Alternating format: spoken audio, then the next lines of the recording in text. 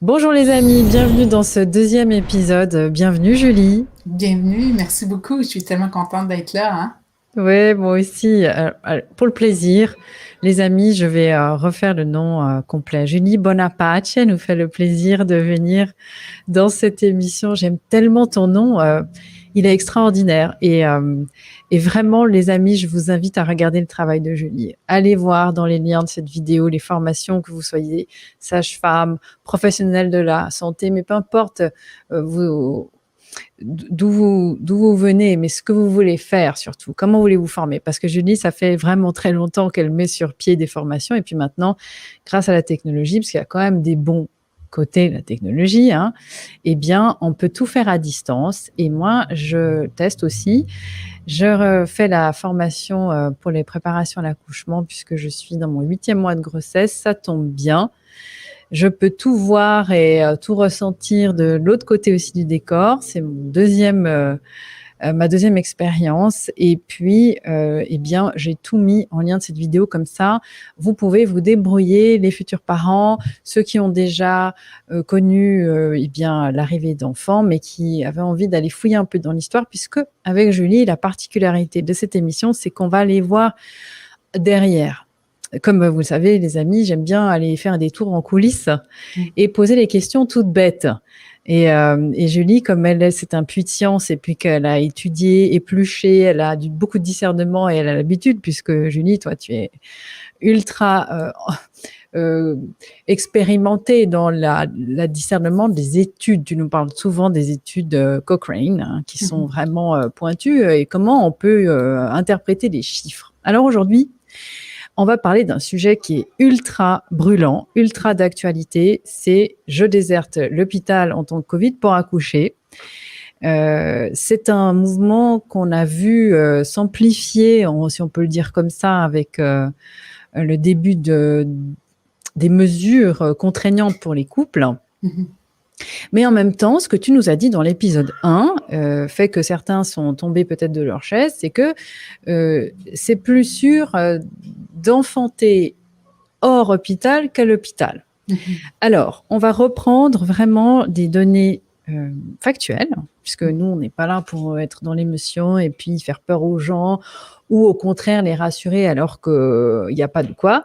Tu vas tout simplement nous expliquer des points que personne ne connaît, et puis peut-être aussi rassurer les parents qui sentent, comme tu le dis justement, cette poussée d'intuition qui fait que, et on en parlerait aussi dans un autre épisode de Brain, hein, c'est vrai, une méthode que tu partages énormément sur le consentement libre, éclairé, et puis commencer à réfléchir, le discernement.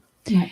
Alors, tous ceux qui ont cette intuition-là, qu'est-ce qu'on peut déjà leur dire dans un premier temps? Par quoi tu commences, toi, quand tu as affaire à des gens, parce qu'on est quand même dans le dogme, Julie, je ne sais pas si tu partages ça, mais qui te disent, non mais attends, c'est pas possible, Julie, grâce quand même aux maternités ou à la médicalisation ou à la technologie, eh bien maintenant il y a moins de morts ou c'est quand même beaucoup plus sûr d'accoucher. Est-ce qu'on commence par là quand on traite ce sujet-là? Oui, mais je pense que c'est une bonne place pour commencer. C'est sûr que à travers les siècles, hein, tu dis souvent, tu sais, dans les épisodes sur Guerre et mensonges, puis la déprogrammation, on parle de comment l'histoire a été écrite. L'histoire a été écrite par les vainqueurs. Il faut se rappeler de ça.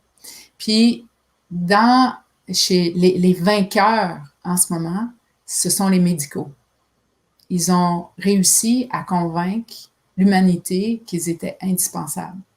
Ils ont réussi à éliminer toutes les autres formes de soins et de guérison. Tu sais, on parle de toutes les modalités, que ce soit au niveau énergétique, que ce soit au niveau des plantes, que ce soit au niveau du son ou de la lumière. Ils ont réussi à occulter toutes ces pratiques, à les rendre illégales, à poursuivre des ostéos qui, ils disent, on fait de la médecine illégalement, n'importe qui se dit un peu guérisseur, chaman ou capable de travailler dans l'invisible, ils se font poursuivre. Donc, ils ont presque réussi à éliminer toutes les autres pratiques. Et ce sont les vainqueurs et ils ont écrit l'histoire. Et l'histoire qu'on entend, c'est enfanter, c'est dangereux et on en meurt. Et ça, c'est resté dans notre mentalité. Et maintenant, on pense que c'est un peu moins dangereux, mais c'est très souffrant. Hein, souvent, quand on va, surtout en Europe, la programmation en France est extrêmement forte. Les femmes, quand elles deviennent enceintes, la première chose qu'elles cherchent, c'est à avoir la péridurale. Et les mouvements féministes vont être « j'ai droit à ma péri ». Ben oui, tu as le droit à ta péri, il n'y a pas de souci. Mais est-ce que tu sais que ta péri te dissocie de ton corps? Est-ce que tu sais que ta péri t'enlève la puissance parce que toi, tu deviens passif? Puis là, tu ne contrôles pas tes sphincters, tu ne contrôles pas ton mouvement, tu ne contrôles pas ce qui se passe à l'intérieur, tu te déconnectes de ton bébé. Est-ce que tu sais que ça vient associer avec la péri? C'est un instrument pour nous dissocier de notre corps. Et donc, le mythe de la douleur a fait en sorte que ça a laissé place à l'entrée de la péridurale en Suisse. Hein, j'ai travaillé à Genève, dans une maternité.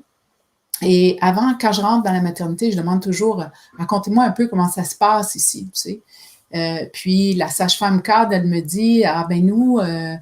je dis, mais comment ça se passe? Nous, les sages-femmes, on est subordonnés aux obstétriciens. C'est une clinique privée. Ce sont les obstétriciens qui vont emmener les femmes ici. Donc, nous, on doit se plier à ce que l'obstétricien choisit. D'accord. OK. Quel est le taux d'intervention que vous faites, par exemple, de péridurale? 96 96 quand même. Qu'est-ce que vous avez fait avec le 4 des femmes? Ah, ben eux autres, on n'a pas eu le temps. Donc, tu fais, ah, d'accord. Donc, ce qu'elles veulent ou qu'elles veulent pas une péri, c'est pas un choix, ça. Si on accouche dans votre clinique, 100% des femmes, ou en tout cas, toutes celles que vous êtes capable à qui vous êtes capable de faire une péri, vous allez en faire une. Oui, c'est ça. Taux de césarienne ici, curiosité, comme ça, 50%, 48%. Ça tombe mal. À Genève, 50% des femmes ne savent pas enfanter. 50% ont besoin d'une césarienne pour enfanter.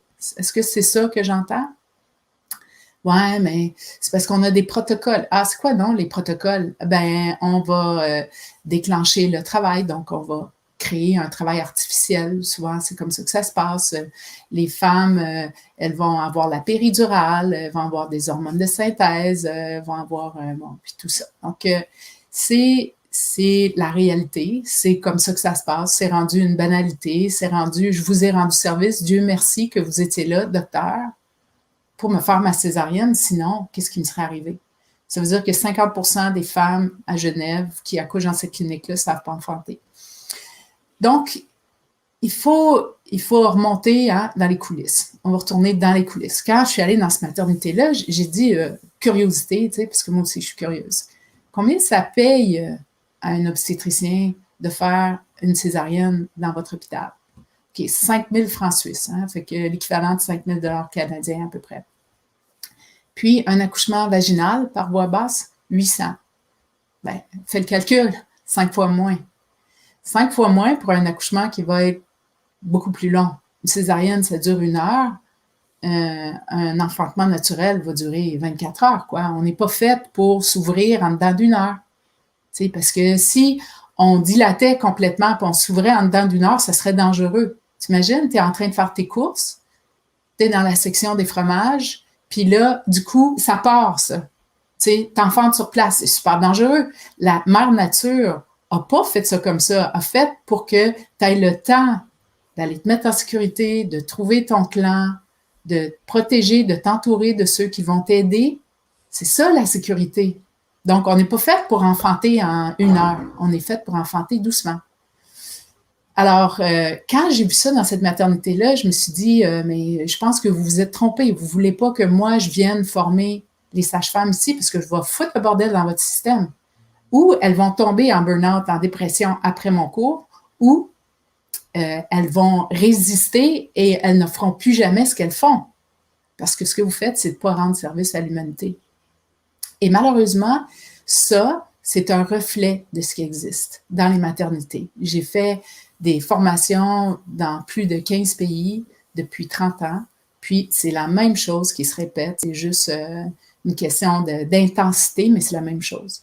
J'ai travaillé au Maroc à un moment donné, et il y a un obstétricien qui s'est vanté de faire 100% de césarienne. Je dis, mais tu fais 100% de césarienne. Pourquoi? Pourquoi?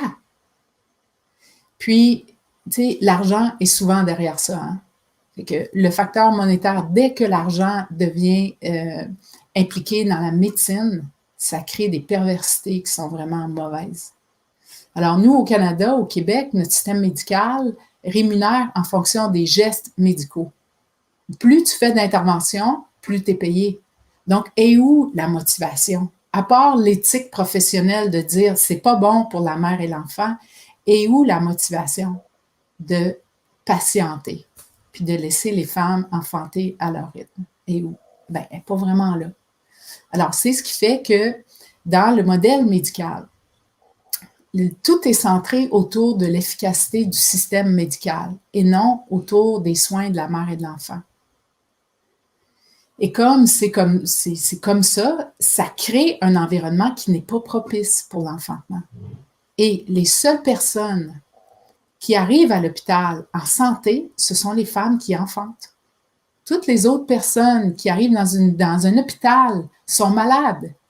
Donc, nous, on est les seules personnes qui n'ont pas un problème de santé. On a juste une condition. On est sur le point d'enfanter l'humanité. Alors, Donc, Julie, j'ai eu le commentaire d'une personne l'autre jour qui me dit « Oui, mais finalement, à quoi ça sert de se passer de la péridurale parce que maintenant, quand tu te fais arracher une dent, tu te fais bien anesthésier. » Ça illustre ce que tu viens de dire. Exact. Qu'est-ce que toi, tu répondrais à ça? À ça. Ben, tu sais, l'événement de la naissance, c'est un moment pour découvrir notre puissance. Tu sais, il y a comme des moments clés dans notre vie où tu fais quelque chose puis tu dis, ça m'a transformé. Ça m'a comme transformé de l'intérieur d'une manière extrêmement puissante. L'enfantement, c'est un de ces moments-là. C'est le moment où tu vas être le plus ouvert au monde, hein, dans ta vie, où ton col va être le plus ouvert, où tu vas être un véhicule, tu es un passeur, hein, pour cet enfant-là qui naît. C'est un moment de transition phénoménal. C'est une opportunité, c'est un portail, on va dire, OK? C'est un portail pour ouvrir. Alors, ce portail-là, il peut servir de deux manières. Il peut servir pour nous apprendre des choses sur nous-mêmes, grandir, se développer notre puissance. Puis, il peut servir pour nous fermer, puis nous rapetisser, puis nous dire qu'on est inadéquate. C'est à nous de choisir comment le portail, on va l'utiliser. Quand les femmes enfantent dans leur puissance, sur leur propre pouvoir, puis ça, la notion de puissance est plus psychologique que physique, hein? Parce que même dans les maternités, quand je questionne les professionnels, puis je leur dis, avez-vous déjà vu des accouchements qu'on va dire techniquement pourris? Tu sais, ça a mal été, là. Des complications, puis que les femmes ont dit, j'ai une sensation de satisfaction profonde à l'intérieur de moi. Puis ils me disent oui. Puis il y a d'autres enfantements, tu dis, écoute, tu as été textbook, bien été en principe, tu sais, tout le monde va bien, ça s'est bien déroulé, tu sais, puis les femmes ont dit, c'était pourri mon affaire. Et puis ils me disent, oui, comment t'expliques ça? Parce que c'est ce que la femme va percevoir à l'intérieur d'elle qui va déterminer si l'expérience est réussie ou est pourrie. Donc, tu peux avoir une césarienne puis dire, je suis tellement fière de moi. Parce que j'ai fait X, Y, Z, parce que j'ai fait des choix éclairés, parce que j'ai travaillé avec mon partenaire, parce que j'étais en cohérence avec mon bébé et je savais que c'est ce que je devais faire. Tu vois? Donc, là, il y a une puissance qui se développe là. Puis, il y a des femmes qui ont des accouchements parfaits, que tu dis, puis ils ont détesté ça. Ils n'étaient pas là, ils n'étaient pas bien, ils n'étaient pas dans leur zone, tu vois? Donc, ça se passe dans notre tête. Et donc, nous, on a la capacité de construire comment on veut vivre cette expérience-là. Donc, ce n'est pas une expérience qui est objective, c'est une expérience qui est subjective, tout comme la douleur. Alors, quand on parle de risque, puisque maintenant on est vraiment dans le cœur du problème et c'est vraiment d'actualité, hein, bénéfices, risques, Mhm. études, fake news aussi. Ouais. Qu'est-ce qui est faux dans le narratif, d'après ton expertise, Julie, sur le fait que, et on les croit bien de bonne foi, hein, tous ces professionnels qui continuent de répéter ça comme des perroquets aussi, hein, on sait bien Mhm. comment fonctionnent les études en médecine d'ailleurs. Mhm. D'où ça vient cette information que c'est dangereux d'accoucher si on n'est pas dans un cadre hospitalier? Mm. Mais tu sais, au début du siècle, mettons au début des années 1900, 100% des femmes, ici au Québec par exemple, enfantaient à domicile. 100%. Les seules personnes qui ont commencé à enfanter dans les hôpitaux, c'était les pauvres. Parce que les femmes qui étaient démunies et qui étaient ou sans abri, ou leur domicile n'était pas adéquat ou sécuritaire, les autres enfantaient à l'hôpital parce qu'il n'y avait pas de place pour enfanter, donc il fallait bien qu'ils enfantent à quelque part. Donc, au départ, les maladies qu'on a développées, hein, il y avait plus de malades puis de mortalité dans les hôpitaux. Pourquoi? Parce que les médecins n'avaient pas compris la notion d'hygiène. Bon, je dissèque un cadavre et je m'en vais faire un examen vaginal, je mets mes doigts dans le vagin d'une femme, puis je viens juste de disséquer un cadavre, ou je viens de voir quelqu'un qui a une pneumonie ou une bronchite ou je sais pas quoi. Puis là, on contaminait les femmes. Les femmes mouraient de fièvre puerpérale, qui est une fièvre qui se produit après la naissance. Donc, le taux de mortalité à l'hôpital était super élevé. Et c'était plus les femmes démunies qui finissaient là-bas. Une autre pratique qu'ils ont développée dans les hôpitaux, c'était de raser. Jusque dans les années 90 au Québec, on rasait systématiquement les femmes.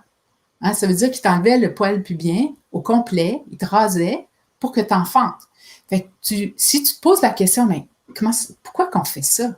Hein? Pourquoi ça? Ben, parce que la femme, la Cro-Magnon, c'est sûr qu'elle ne se rasait pas là, avant d'enfanter, ça n'a aucun sens. On voit bien que ça n'a pas de sens. Il n'y a pas de danger, là, notre poil pubien n'est pas un poil contaminé. Mais dans les maternités, les femmes qui arrivaient dans les maternités étaient souvent démunies et donc avaient toutes sortes de petites créatures qui vivaient dans leur poil, tu comprends? Et ces créatures-là contaminaient d'autres. C'est pour ça qu'ils rasaient tous les poils. Ils rasaient même les sourcils. Hein? Ils rasaient les poils partout où il pouvait y avoir ces petites bestioles qui allaient contaminer les autres.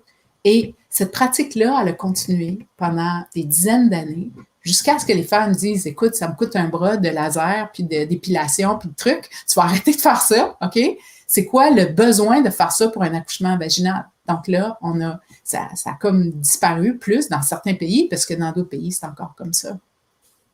C'est intéressant ce que tu dis parce que, une fois de plus, ça vient, entre guillemets, du consommateur, le changement. Absolument. Et c'est ce que je répète depuis des années, au risque d'être un peu le boulet de service à chaque fois, de dire oui, mais bon, c'est très bien de légiférer et de toujours compter sur les autres, hein, sur les politiciens, etc., etc.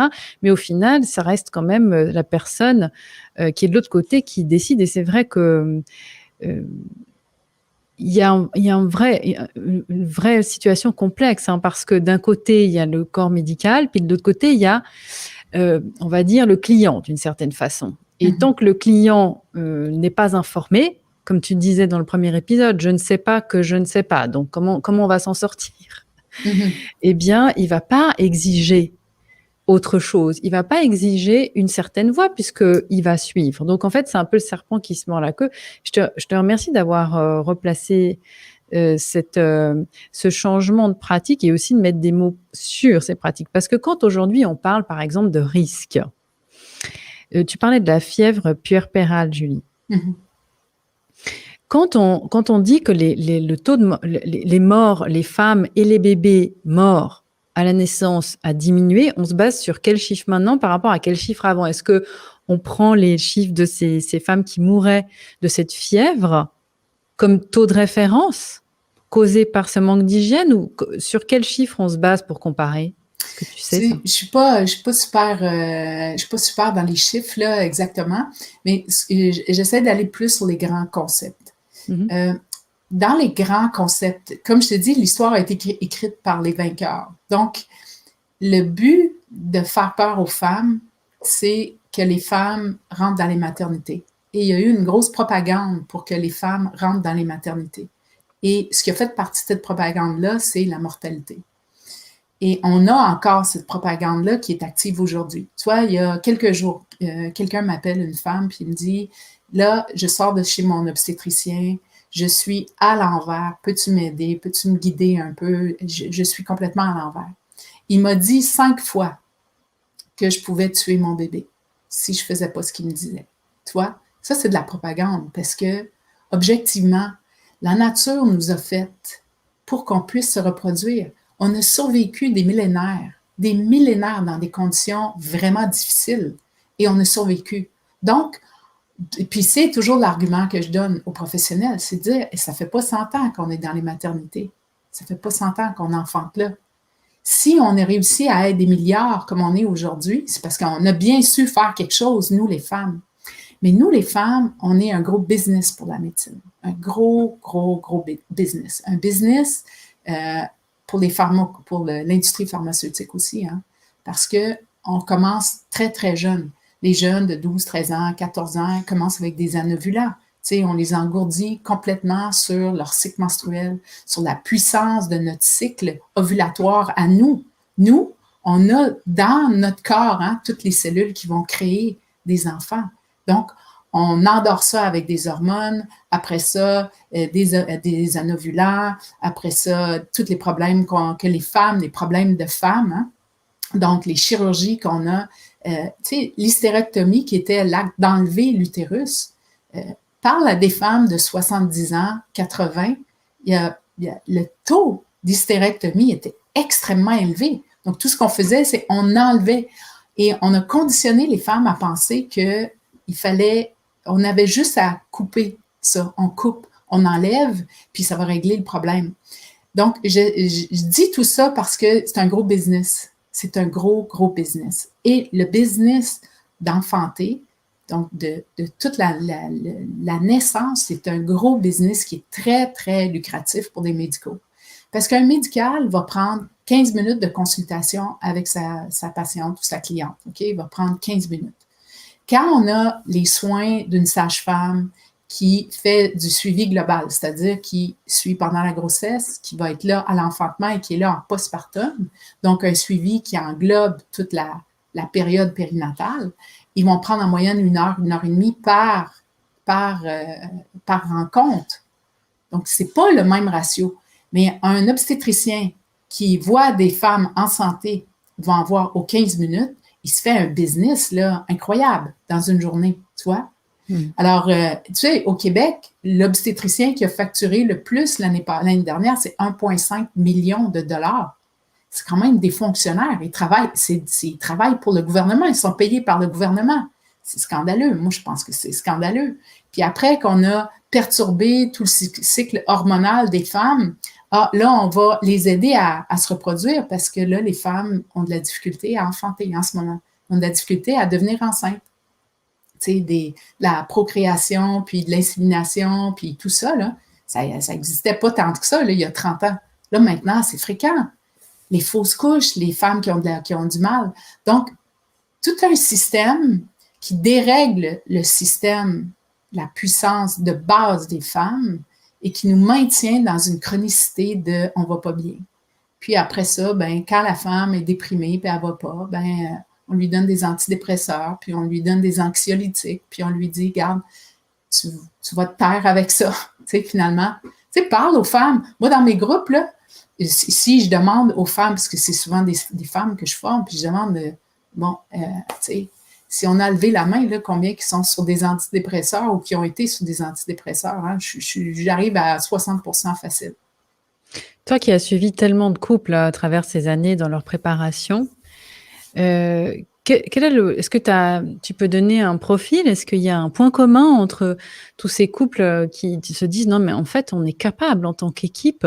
Évidemment, j'ai envie de dire quand même, faut préciser que on n'est pas contre la médecine. Hein. À un moment donné, si on se casse une jambe, on va aller se faire opérer pour la réparer. Absolument, Donc, c'est absolument. pas un discours de propagande dans l'autre sens. Hein. Je tiens à préciser pour les gens qui se disent, mais qu'est-ce que... Mais est-ce qu'il y a quand même un point commun de ces couples-là qui se disent, mais nous, on est capables? Je dis bien nous, parce que je sais que c'est vraiment précisément ce que j'aime dans ton approche, c'est de réunir cet esprit d'équipe quand même. Hein? Exact. Moi, je pense que malheureusement, ça arrive après une naissance. Tu vois, la plupart du temps, l'éveil, il se fait après une naissance. C'est au premier, j'avais l'impression de ne pas être un acteur. Tu sais, j'avais l'impression qu'on me faisait des choses, j'étais passive.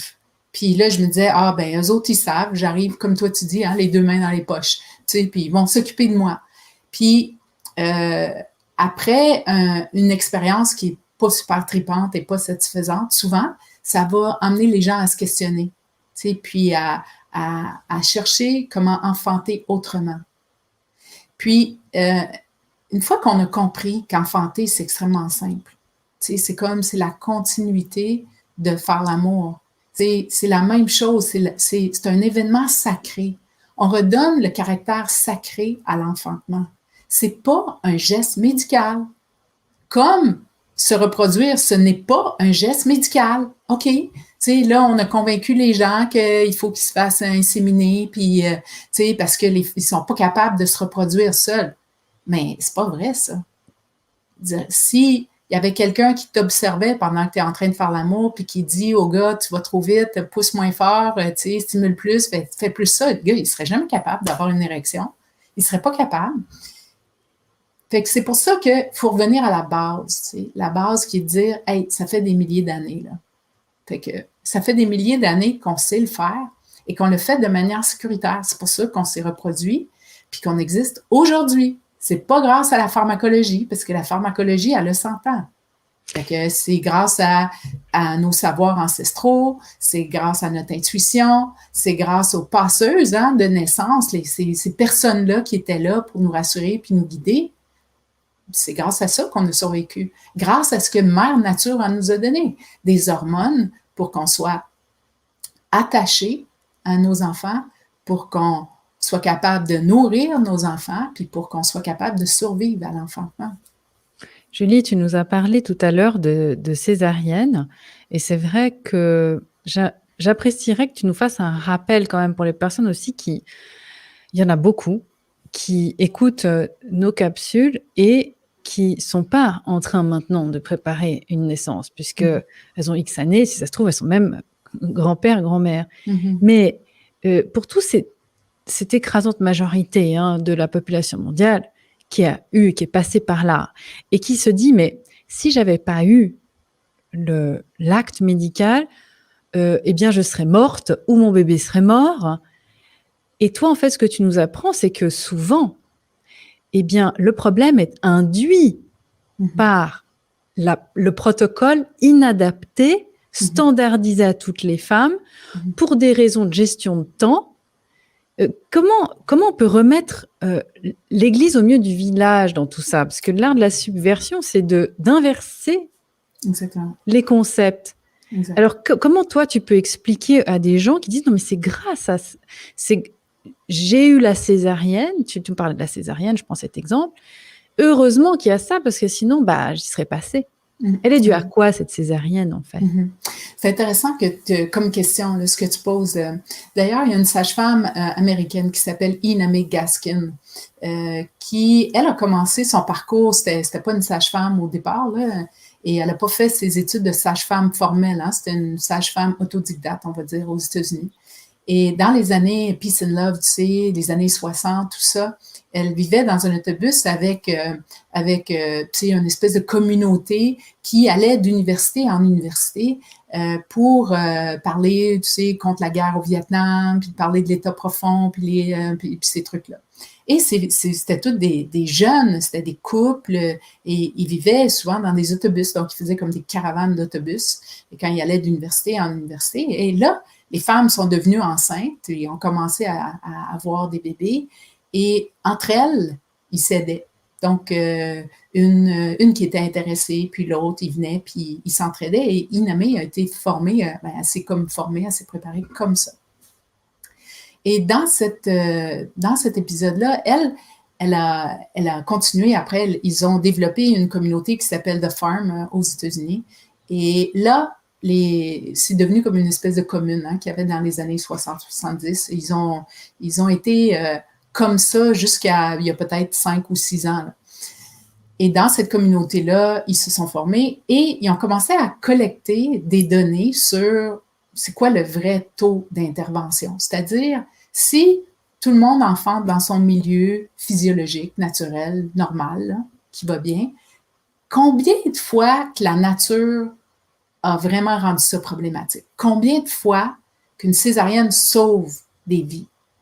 Puis, on arrive à 4 5 max. Il me semble que c'est entre 3 et 5 Ça veut dire que dans 3 à 5 la césarienne, elle sauve des vies. Tu comprends? Parce que elles, toutes ces femmes-là enfantaient, donc ils ont un échantillonnage d'à peu près 1000 femmes sur 20 ans, quelque chose comme ça. Et là, ils ont déterminé que le taux de césarienne est très bas, 3 à 5 Ce qui n'a rien à voir avec ce qui se passe dans les maternités. Quand je travaille au Liban, dans une maternité, ils me disent que le taux de césarienne est au-dessus de 60 Puis tu dis, mais comment ça se fait quand les Libanaises? Tu sais, moi, je suis à moitié libanaise. Donc là, je me disais peut-être que c'est parce qu'on est libanais, quoi. Il y a une partie. Mais non. Je leur demande, qu'est-ce que vous faites? Ben, tu vois, nous, on fait du bureau, puis on fait des gardes à l'hôpital. Puis, on ne veut pas déranger nos heures de bureau avec des urgences pour aller faire des enfantements à l'hôpital. Donc, ce qu'on va faire, c'est, quand on fait de l'hôpital, OK, on fait de la garde, on va déclencher toutes les femmes. On va partir leur travail à l'avance. Puis là, ben, à la fin de la journée, si elle n'a pas accouché, ben, on va lui faire une césarienne. Et que ça fait, c'est pas super chouette, parce que le déclenchement, la nature a fait que nos hormones se développent de manière optimale plus on approche de l'enfantement. Et si on coupe ça avant, qu'on ait atteint le taux optimal, c'est comme si on dérègle le système déjà en partant. Et que nos chances de succès sont extrêmement minces. Tu sais, ta poire, là, si tu l'accueilles de l'arbre avant qu'elle soit mûre, t'as beau la macérer autant que tu veux, elle ne sera pas mûre. Elle n'est pas mûre. Et là, pourtant, dans les maternités, ce qu'on fait, c'est on déclenche. Ça, c'est l'intervention la plus commune. C'est quoi le risque de ce déclenchement, justement? C'est que ça se passe comment, pour les gens qui ne savent pas? Il y a plusieurs façons de déclencher, mais le modèle le plus classique, c'est on donne du Synto, on donne des hormones qui vont provoquer des contractions, ou on va poser différentes substances qu'on va mettre dans le vagin, puis qui vont dire au col « ramollis-toi ». Tu comprends? On envoie des signaux chimiques pour dire au col de l'utérus « ramollis-toi ». Mais on sait que d'un point de vue scientifique, ce qui fait ramollir le col de l'utérus, c'est la pression qu'exerce le bébé sur le col de l'utérus. Et si le bébé est haut parce qu'il n'est pas encore prêt, parce qu'il n'a pas descendu dans le bassin, puis qu'il n'appuie pas, ben c'est comme tu peux donner les médicaments, les substances que tu veux par en bas, par le vagin, mais ça ne fait pas en sorte que ça va ramollir le col, puis que ça va lui permettre de s'étirer. C'est une compréhension mécanique. Est-ce que la gravité a un rôle sur cette pression-là? Absolument. Parce que tu parlais du lit tout à l'heure. Il y a un problème par rapport à ça? Ben oui, certain. Il y a un gros problème. C'est comme quand tu vas à la selle. Peux-tu imaginer aller à la selle coucher sur ton dos? Ça marche pas. Pourquoi? Parce que quand tu es assise, puis que tu ramènes tes genoux vers toi un peu, puis tu as les genoux un peu plus haut, tu es dans une position qui facilite le transit. Mais coucher sur le dos, là, tu n'as pas les effets de la gravité, ça, on le sait. Alors, c'est pour ça que, tu sais, si on revient à la base, qui est de dire, est-ce que c'est sécuritaire? Ce qui est sécuritaire, c'est de respecter la nature. Que tu accouches chez vous, à l'hôpital, n'importe où, c'est de respecter le cycle de la nature. La nature a bien fait les choses. Et maintenant, les gens jouent aux apprentis sorciers. Tu sais, c'est comme pour le virus, hein? C'est comme pour le virus. On joue à l'apprenti sorcier, alors que la nature a fait qu'on développe notre immunité collective en étant exposé au virus. Puis, c'est pas en injectant le virus que là, on développe notre immunité. Tu sais, le principe, là, il est faussé. Et c'est la même chose pour enfanter. Tout ce qu'on a à faire, si on mettait autant de temps à observer la naissance, à observer les femmes qui enfantent sur leur puissance, on comprendrait bien plus de choses. Puis ça, je te le dis avec certitude parce que 100% des médicaux que je forme, 100% ont été programmés à croire que la nature ne fait pas bien les choses. Alors justement, quelle est la différence, Julie, entre une contraction naturelle et une contraction provoquée par hormones de synthèse sur le bébé? Parce qu'on nous parle beaucoup de souffrance fœtale. Les femmes sont monitorées avec des capteurs partout. Alors, pour remettre justement le sens des événements sur le parcours, c'est comme si on nous avait appris à faire la randonnée dans l'autre sens, à comprendre le chemin du voyage dans l'autre sens. Est-ce que ça peut créer des problèmes? On parle beaucoup d'effets iatrogènes. Enfin, on n'en parle pas beaucoup dans la presse traditionnelle ou dans les médias traditionnels. Mais quand on s'y intéresse, on entend beaucoup parler d'effets iatrogènes. Oui, quelle est la différence de ces contractions-là et leurs effets sur le bébé? Il y a de gros effets, à la fois chez la mère et chez l'enfant. L'ocytocine, c'est l'hormone qui va créer les contractions. C'est l'hormone qui est produite quand on s'embrasse, quand on fait des câlins, quand on pense à quelque chose d'agréable. C'est l'hormone de la joie, c'est l'hormone du bonheur, c'est l'hormone de l'amour. Cette hormone-là est relâchée dans le cerveau de manière pulsatile, c'est-à-dire qu'elle envoie un jet, puis quand elle envoie son jet, elle va créer une contraction. Elle va créer un resserrement au niveau de l'utérus. Le resserrement va aider à créer une pression pour que le bébé puisse faire son chemin. Donc, le bébé va glisser dans le bassin. D'accord? Alors, cette hormone-là est donnée de manière pulsatile. Donc, ça veut dire que des fois elle est là, des fois elle n'est pas là. Puis, elle va créer une contraction, elle va relâcher. Créer une contraction et elle relâche. L'hormone va avoir un effet sur la mère. Elle va créer un état d'amour qui fait que tu es prête à donner ta vie. Tu comprends? L'amour avec un grand A. Tu sais, quand tu as le cœur ouvert, tu te sens, je suis prête à tout pour t'aider. Tu comprends? C'est l'amour profond. Ça, c'est l'ocytocine. Donc, ça met la mère dans un état altéré. Comme la mère communique son sang au bébé par le placenta, okay? Donc ça traverse la barrière placentaire, ça va au bébé. Et le bébé, lui aussi, reçoit cette hormone d'amour, hein, parce que c'est communiqué au bébé. Donc là, tu as un effet double chez la mère et chez l'enfant. Dans un accouchement physiologique, les contractions viennent, elles partent, les contractions cessent à dilatation complète. C'est la période de repos. C'est une période où la mère peut récupérer, elle peut reprendre ses forces pour, après ça, délivrer son bébé. Ça, c'est quand on a vu la physiologie, quand on la respecte, c'est comme ça que ça se passe. Le bébé, il naît, il est inondé de cette hormone. Hein? Il y en a d'autres, mais il est inondé de l'hormone de l'amour. Et immédiatement, le contact parent-enfant, parce que ça se passe aussi chez le père. Donc, le partenaire qui est là pendant l'enfantement, qui ressent, parce que l'hormone, l'ocytocine, c'est communiqué par voie aérienne. Hein? Donc, le père, n'importe qui est dans la pièce va vivre ça, va vivre cette sensation de faire partie du tout. Et le père aussi va vivre ça. La relation amoureuse se crée entre la mère et le père, entre la mère et l'enfant, le père et l'enfant. Et c'est là que la triade se crée. C'est là que le lien parent-enfant se crée. Le bébé est inondé de cette hormone-là. Quand le bébé est posé sur la mère, il va produire un pic d'ocytocine. Donc, la mère va produire beaucoup d'ocytocine. Et là, c'est ça qui protège la mère de l'hémorragie, de la délivrance. C'est parce que le bébé touche la mère, tète les seins, fait des sons et que la mère est avec le bébé, qu'elle va produire encore plus d'hormones qui va faire que ça va contracter son utérus et empêcher l'hémorragie du postpartum. Donc, tout le monde est en anglais, on dit bliss, hein? Un état d'extase.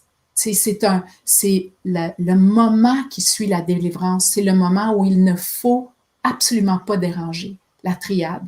Il faut que tout le monde qui est là se tasse pour que les parents puissent tomber en amour avec l'enfant. Ça se fait par le contact peau à peau, ça se fait par les yeux, ça se fait par l'odeur.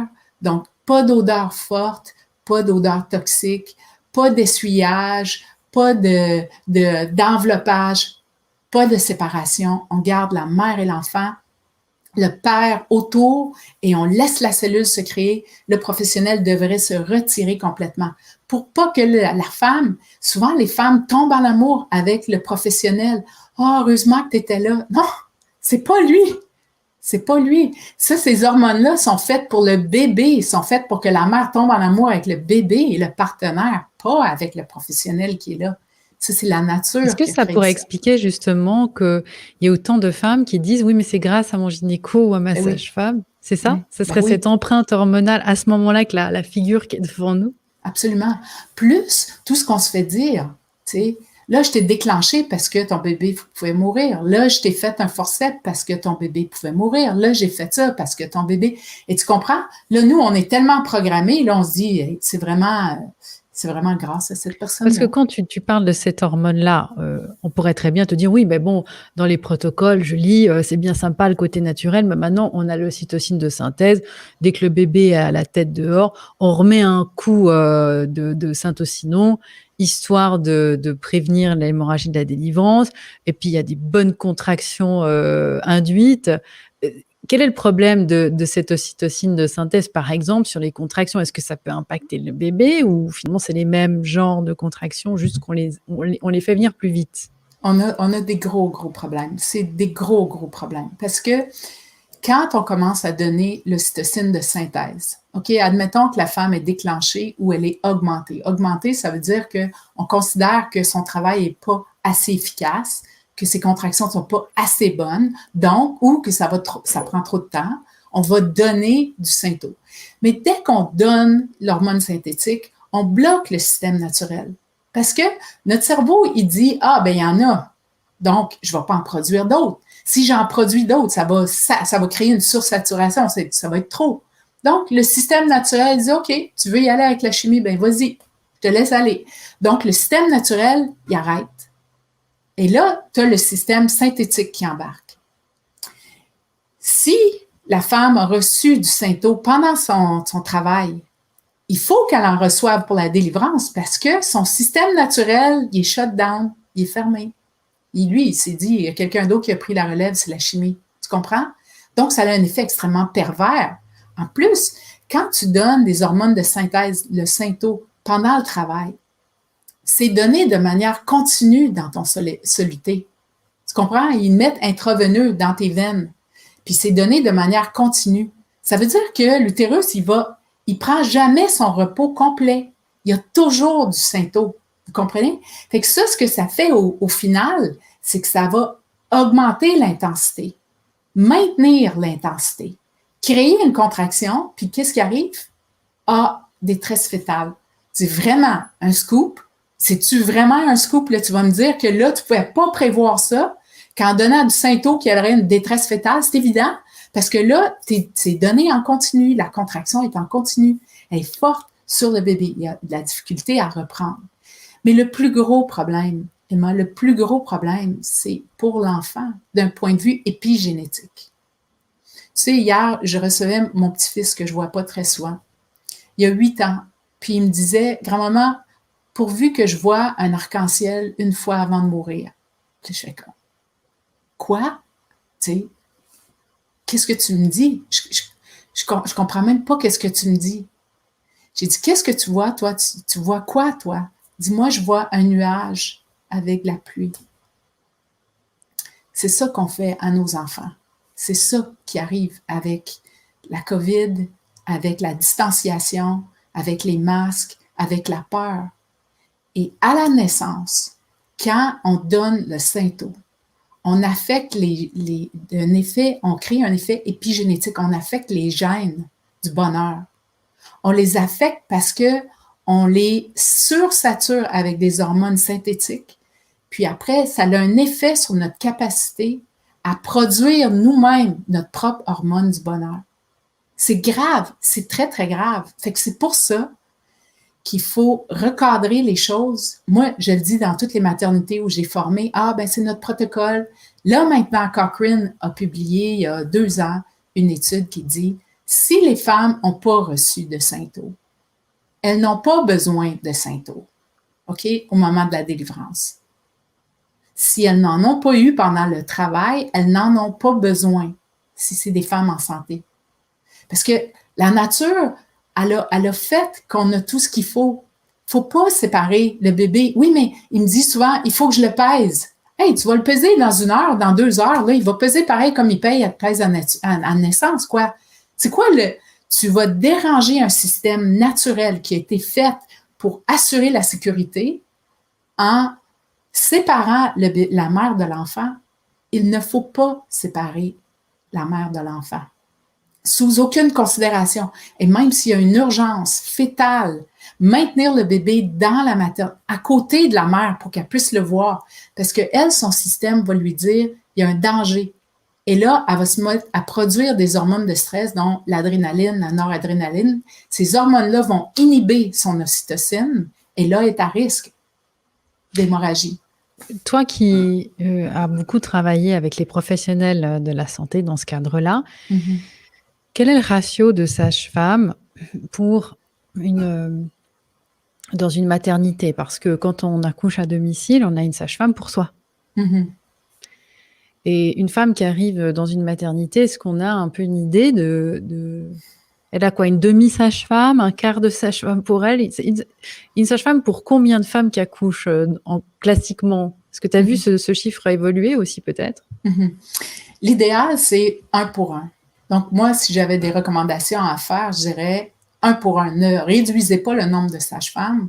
Ou au Québec, nous, c'est des infirmières qui font les suivis, c'est pas des sages-femmes dans les hôpitaux, parce que les sages-femmes travaillent à l'extérieur, ils travaillent à la maison ou en maison de naissance. Ils peuvent aller à l'hôpital, mais c'est pas leur lieu numéro 1, on va dire. Mais dans toutes les situations, ça devrait être au moins 1 pour 1, une sage-femme pour une femme. Mais c'est jamais comme ça. Donc, en moyenne, je dirais, c'est 5 à 6 femmes qui sont suivies par une sage-femme. Ça veut dire qu'elle se partage entre 4, 5, 6 autres femmes. Elle doit visiter les autres femmes. Les preuves scientifiques qu'on a montrées, c'est que quand il y a un soutien continu et aimant, ça réduit toutes les interventions obstétricales. Donc, quand il y a un soutien continu et aimant, donc c'est pas juste d'être là, c'est d'être gentil, hein? Parce que si t'es là, puis t'es une brute, puis t'es pas fin, que tu sois un gars ou une fille, le partenaire ou un professionnel, c'est pareil, même effet. Ça a un effet délétère. Donc, un soutien continu et aimant va réduire toutes les interventions.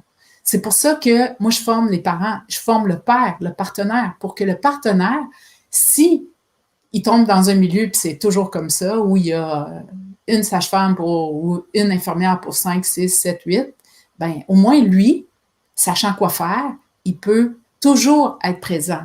Toujours. Puis c'est pas, je vais aller fumer une clope puis je reviens. Non, non, là. Tu sais, c'est comme, fais ce qu'il faut, là. Mais non, là, t'es là en continu. Les études nous montrent que quand le soutien continue, là, tu as un effet. Si le soutien est interrompu, tu perds l'effet. Alors, et ça, oui. Ce taux-là, il varie, hein. Quand je travaille en Algérie, on a 45 femmes, 60 femmes pour une sage-femme. Fait que c'est pas étonnant, là, que les femmes, ils sont plus en danger à l'hôpital qu'à la maison. Au moins, là, à la maison, tu as ton chouchou, peut-être ta mère, ta soeur, ta voisine, quelqu'un qui va veiller sur toi. Mais tu sais, tu peux pas me dire que enfanter dans un milieu public à l'hôpital avec 60 femmes qu'une sage-femme surveille, les femmes, là, des fois, tu vois que la sécurité n'est pas là. Hein. On devra faire d'autres capsules sur ce sujet parce que le temps passe tellement vite. Je voulais justement te demander, tu parles de chouchous. Alors, pour assurer les chouchous, parce que souvent, on a quand même l'impression que les chouchous, ça les rassure. Ça les rassure qu'il y ait des médecins, hein, parce que c'est un peu ce côté peut-être yang au départ. Je ne sais pas, la technologie, la machine, ça rassure parce que ça fait sérieux. Et en même temps, ils ne se rendent pas compte qu'ils offrent leur puissance sur un plateau. Qu'est-ce que tu pourrais dire? Ça apporte quoi à un partenaire d'accompagner cette naissance dans un lieu où ils ne sont pas justement dans la médicalisation? Qu'est-ce que ça apporte? Ça crée de la puissance, hein? Ça crée pas juste ça. Ça crée une complicité entre la femme et l'homme. Tu sais, si moi je suis vulnérable, puis je dis à mon chouchou, je veux que toi t'assures, protège-moi, j'ai besoin de toi parce que je suis dans un état de vulnérabilité. Et que mon partenaire, il fait ça. Imagine, quand moi, tu sais, les études disent que les femmes se rappellent de leur enfantement 60, 70 ans après. Tu sais, ça, là, ça reste. Il y a une sage-femme qui me disait que sa mère avait tellement détesté la sage-femme qu'à toutes les fois, même vieille, là, elle était à 60, 70 ans, elle passait devant où la sage-femme avait son cabinet et elle crachait par terre. Tu vois, elle était encore choquée, elle était encore déçue, elle était encore en colère. On s'en rappelle. OK? Donc, c'est vraiment quelque chose qui est présent, qui reste avec nous, qui est un événement de transformation. Donc, si le partenaire a assuré, tu sais, il a fait le mâle, on a besoin que le mâle soit mâle, on a besoin que la femelle soit femelle, parce que pour enfanter, c'est comme ça qu'on a évolué. Que le gars, il protège, qu'il fasse le Cro-Magnon, quand il réussit à faire ça, nous, on est en admiration, puis on est comme, Dieu merci que tu étais là, merci, toute ma gratitude. Puis c'est pas de dire que je suis faible parce que j'ai accepté ça. C'est que pour enfanter, j'ai besoin de me laisser ouverte. J'ai besoin d'être en contact puis de transcender avec l'univers. Puis je peux pas faire ça si j'ai peur, s'il y a quelqu'un qui peut m'attaquer. Puis c'est ça le rôle du chouchou, tu sais, de notre partenaire, c'est de dire, tu sais, fais ce qu'il faut pour que je puisse faire ce que j'ai besoin de faire. Tu comprends? Est-ce qu'on peut du coup encourager les partenaires à être les gardiens du temple? Exact. C'est comme ça cette image qui me vient maintenant que je t'écoute parler, Julie, parce que c'est une image qui est très forte. Récupérer sa souveraineté, les amis. Vous êtes capable, évidemment, encore une fois, hein, Julie et moi, on n'est pas là pour vous dire de rester avec une jambe cassée si vous cassez la jambe. Mais remettons quand même en perspective beaucoup de choses. Et c'est vrai que c'est un chemin. Alors là, je crois qu'au niveau de la déprogrammation, Julie, c'est là où il y a le plus gros chantier à faire.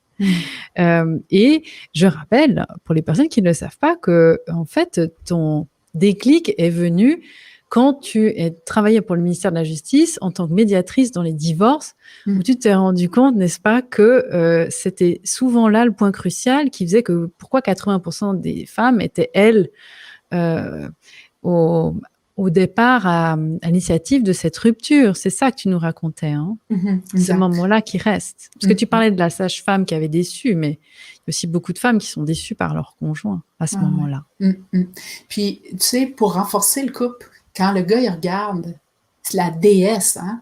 Parce qu'on est des déesses, pas quand on est habillé avec la jaquette d'hôpital, puis on est branché de partout, puis qu'on peut rien faire, puis on sait rien.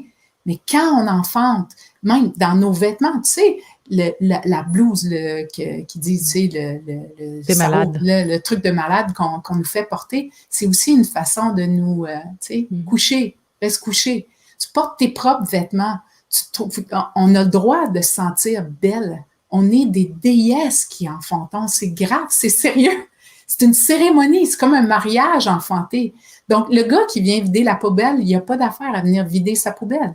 Puis, le partenaire, s'il voit cette déesse-là qui se manifeste, qui s'ouvre, lui aussi, ses liens avec sa partenaire, bon, elle a enfanté de notre enfant.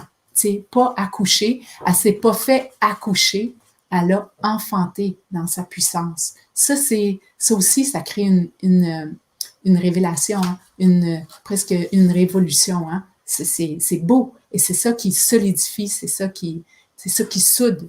la famille.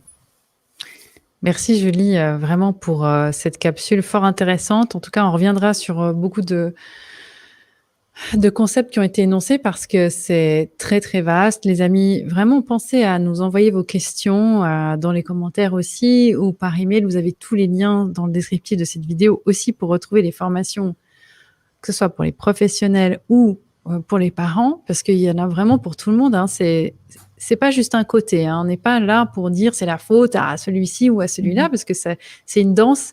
Il faut qu'il y ait deux énergies pour jouer le même jeu. Donc, merci beaucoup.